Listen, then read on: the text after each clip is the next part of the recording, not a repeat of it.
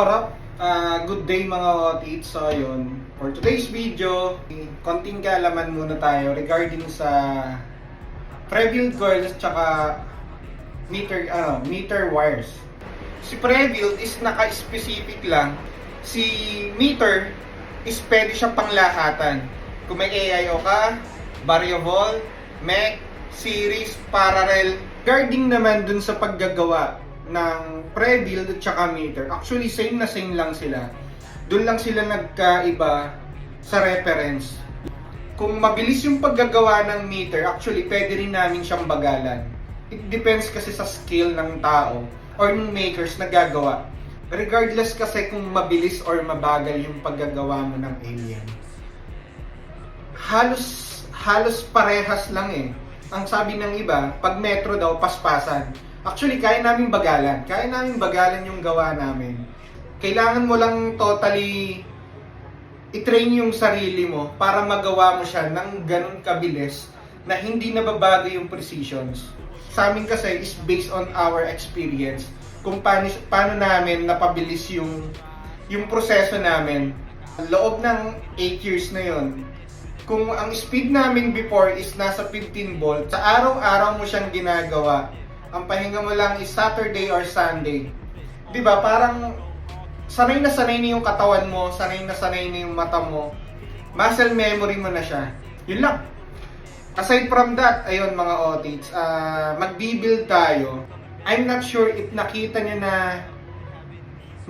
na through social media yung T-Rex ng, actually ano siya, brand from Indonesia na under TRML din. So ayun, itatry ako dito ngayon. Ito, pakita ko sa inyo. Hindi siya T-Rex. Ito ay capsule.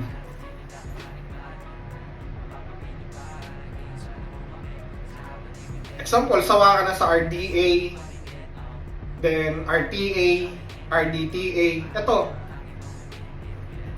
Boros style siya na ilalagay mo sa mga like mechanical, variable, ayan.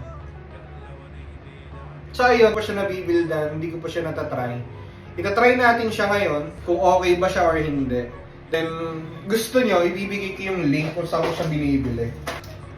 Ganito yung itsura niya. Ayan.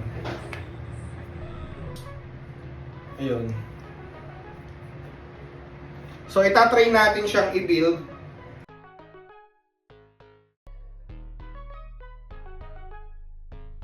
So, yun, ang gamit kong device ngayon, yung aux bar.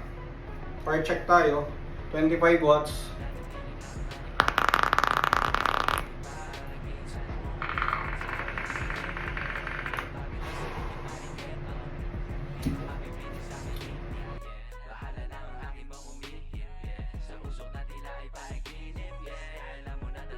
So yun nga pala mga otits, meron last time nagpa-customize sa akin.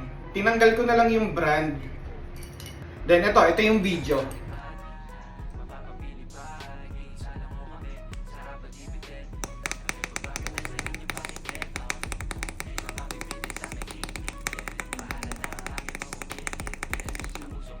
Then ayun, yung nagpa-customize nito is gusto niyang gawing metro, then i-enhance ko daw yung flavor. So ayun lang, balik tayo.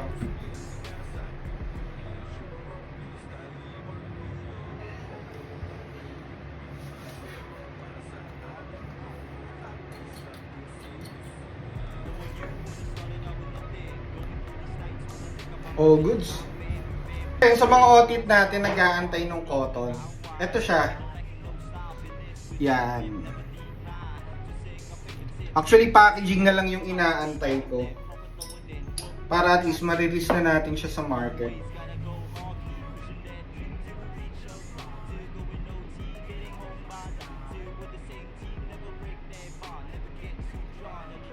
So, ayan siya.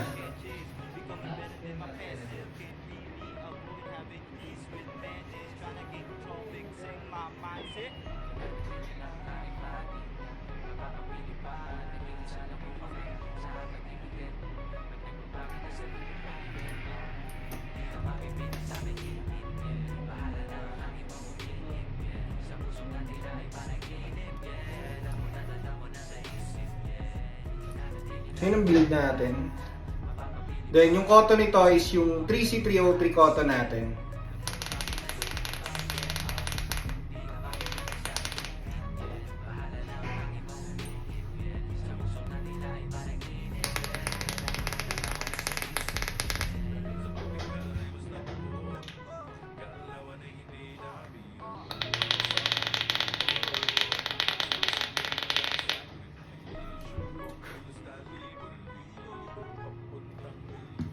Test part.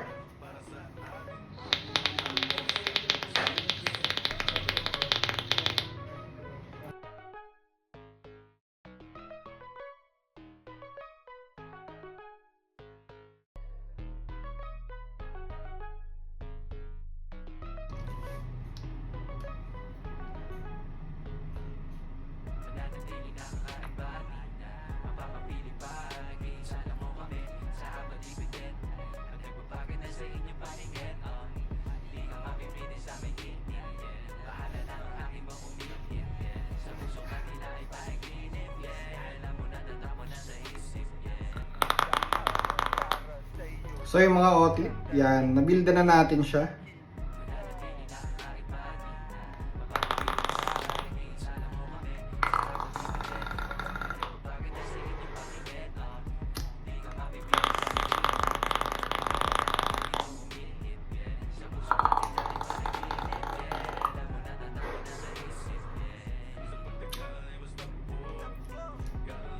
Yun lang. Let's go! Para sa atin to at di sa kung sino-sino.